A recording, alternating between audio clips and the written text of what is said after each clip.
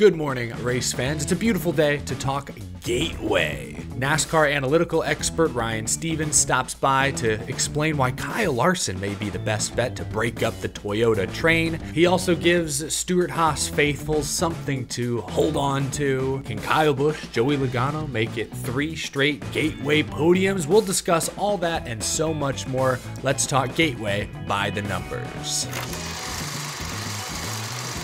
I'm now joined by Ryan Stevens from wintherace.info. Ryan, it's great to have you here to talk Gateway, kind of a unique racetrack on the circuit. It's flat mostly, 1.25 miles, only the third time the NASCAR Cup Series has come here to St. Louis. How hard is it to project how drivers are going to run at this track? Because it's hard to say there's any track out there that quite compares to it. Would you agree? Yeah, it's very tough. I mean, you come here for the first time in 2022 with a brand new car, and it's hard to take a lot from that race. There was a lot of things that happened. Briscoe wins the pole. Then that was the year we had the tire issues. So he led 27 laps, tire goes down. So it's hard to take much from that one. Last year was all about track position, and I'm sure we'll talk about that more. But it's interesting. I've heard Phoenix mentioned. But that's ran in a different package. And you could also say, just like Gateway, some people say there are no comps to Phoenix. So yeah, it's a very interesting track. It's kind of its own beast. We don't have a lot of data or history here. So, but I think that makes it fun. It'll be a fun weekend to see who shows up fast. Yeah, well, if anyone has the data for a race like this, it is you. Let's start with Toyota. I know this year it's been a lot of Toyota versus Hendrick, but Hendrick the last couple of years has kind of struggled at Gateway by their standards. So Toyota, you just mentioned some compare this track to Phoenix. They dominated at Phoenix, leading 298 out of 312 laps. Christopher Bell won the race. He also just won the most recent race. So what do you see from the Toyota camp? What do the deeper numbers and analytics say about that group? So there's no denying Toyota has been great in this intermediate package this year. Whatever they did, the body change, whatever it is, just another year in the car, anything. They're super fast. I have 5 Toyotas in the top 10 in my pre-practice and qualifying ranks. However, I do still have Larson on top, which I don't think is the norm here. I know the books might have Larson on top, but a lot of other experts in my NASCAR betting and DFS community, I don't think have Larson number 1 here. Greg at Win the Race being one of them. He's got Toyota on top. One thing I did notice, and I had called Kyle Busch's win here early in the week last year for Gateway. One thing I looked at was the speed throughout the race. I figured, their first time at the track in 22, people are figuring things out. Kyle Busch was one of only 3 drivers who got faster in every single segment of the race. So all 4 quarters, he increased his speed. The only driver who did that last year was Kyle Larson. So Kyle Larson, to me, perhaps it took him a little longer to figure this place out. But yeah, I'm really watching out for Kyle Larson here. He came up through the field, and by the end of the race, he was the fastest car. If they get to qualify, we'll talk about that too. It might be some rain Saturday.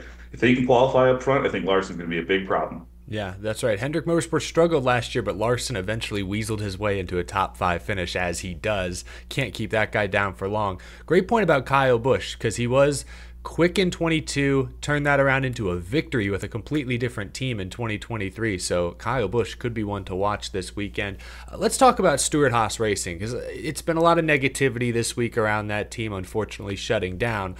So is there anything positive going for Stewart-Haas this week? When I think Stewart-Haas in recent years, you don't think of them winning a lot of races, but you do think of them being good at flat ovals. Almirola at New Hampshire. We had a couple SHR drivers in the top 10 at Martinsville a few weeks back. So Josh Berry has been coming on strong lately. I think he has 4 straight top 15 finishes. Good short track racer. This isn't a short track, obviously, but is there anything you like from Stewart-Haas this weekend?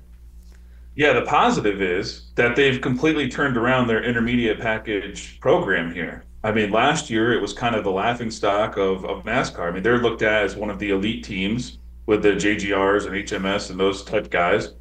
Penske, but they just fell off completely on intermediate tracks while they were still fast in the short track package on the short flats.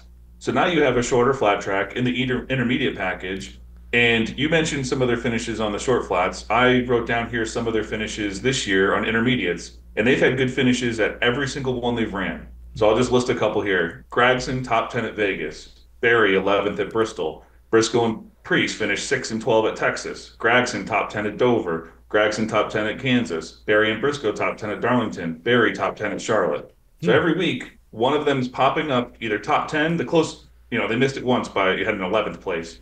But in every race but one, they've had a top 10 finish or multiple top 10 finishes. Then you come to a place where Briscoe won the pole here in 22. Yeah. Briscoe's actually made the final round in qualifying in the intermediate package in 5 of the 7 races. So Briscoe, assuming they do get practice and qualifying this weekend, he could be one to watch out for. The flip side of that, Priest, maybe that team's struggling. He hasn't qualified better than 25th in the intermediate package in 7 races. So something's a little off there. But I like Briscoe, Barry, Gragson, I think, in that order with Priest, at the tail end. Okay, there you go. Some optimism for all the Stewart-Haas fans and faithfuls out there. Love to hear that. Let's talk about a different Ford team. Is this the weekend Penske can officially get back on track? I know they won the All-Star race, but Logano had 800 laps of testing earlier in the year to go off of. Since then, it's been a struggle. Charlotte was once again a struggle. Joey Logano has finished 1st and 3rd here at Gateway the last 2 years. Is there anything from Penske that we can look forward to this weekend?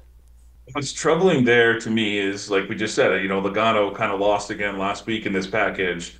Blaney's just had, he's had some fast cars, but just some things are just keep going wrong for him. My real worry here, though, is if we do have practice and qualifying, is that like Logano hasn't made a final round in this package since Bristol, and that was over 2 months ago. Wow. So they just are showing up slow. And that's going to be a big problem here at Gateway. If they're not fast, you don't have much time to figure it out. It's going to be real hard to climb up through the field. Blaney's best qualifying efforts, too, were on the high-banked tracks, Bristol and Dover, which are very different than this. Other than that, he hasn't had real good qualifying performances. So, I think the track position thing is going to be a real issue here. In 2023, we had 7 drivers finish stage 1 and 2 inside the top 10. And the race, so stage 1, 2, and the race, all inside the top 10. They never left. Wow. And then 6 of those drivers started inside the top 10. So you really got to start up front here, bring a fast car, and that's what I worry about with Penske. Yeah, track position will be key. Got to fire off fast.